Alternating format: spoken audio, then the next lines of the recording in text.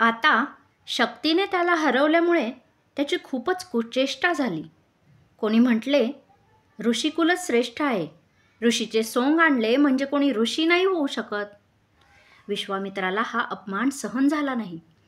त्यापेक्षा सहन झाले नाही जमदग्नीला. तो तसाच उठला आणि सूर्याच्या उपासनेला बसला.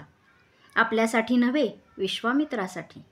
उपासना पूर्ण होताच सूर्य प्रसन्न झाला. म्हणाला, वत्सा, वर माग. कशासाठी माझी उपासना केली होतीस? देवा, मला सर्वोपरी विद्येचे दान हवे आहे. मात्र ते माझ्यासाठी नको, विश्वामित्रासाठी हवे. म्हणून मी उपासना सुरू केली होती. तथास्तु. सूर्याने सर्वोपरी विद्या विश्वामित्राला प्रदान केली.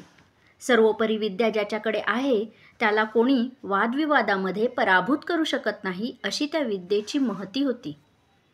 जमदग्नी कनवाळू होता, परोपकारी होता. मात्र त्याच्यात एक मोठा दोष होता. त्याला चटकन राग येई. दुर्वास ऋषीसारखा तो कधी कोणावर भडकेल याचा नेम नव्हता. त्याला धनुष्य बाणाची मोठी आवड होती.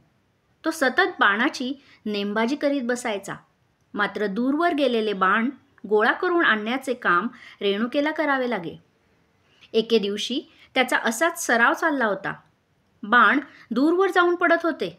तिथून परत आणायला रेणुकेची दमछाक होत होती. तिचे कोवळे पाय दमून गेले. त्यातच आजचा सराव दुपार टळून गेली तरी चालू होता. सूर्याचे ऊन कडक झाले होते. तिचे अनवाणी पाय पोळू लागले. पायांना फोड आले. खूप त्रास होऊ लागला. तशी ती थोडा वेळ विश्रांती घेण्यासाठी म्हणून झाडाखाली बसली. पावले थोडी थंड झाली. पायात बळ आले तशी उठली. पण आश्रमात पोहोचायला उशीर झाला होता. इतका वेळपर्यंत होतीस कोठे तू? रागाने जमदग्नीने विचारले. पाय पोळले म्हणून झाडाखाली थोडा वेळ थांबले होते. पाय कसे पोळले? सूर्याचे ऊन फार कडक झाले होते. भीत भीत ती म्हणाली. असे, सूर्याची ही हिंमत. माझी भार्या चालते आहे, तिचे पाय पोळतात हे कळत नाही त्याला.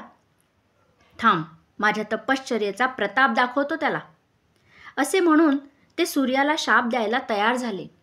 तेव्हा त्यांचे पाय पकडीत रेणुका म्हणाली, स्वामी, सूर्य ही जगताची देवता आहे. जगाला प्रकाश देण्याचे काम त्याला करावे लागते. अशा वेळी एखाद्याला त्याच्या दाहाचा त्रास झाला म्हणून सूर्याला शाप देणे योग्य होणार नाही. मी चुकले आहे. काय द्यायचे ते प्रायश्चित्त मला द्या. अशी खूप विनवणी केली तेव्हा कोठे त्याचा राग शांत झाला.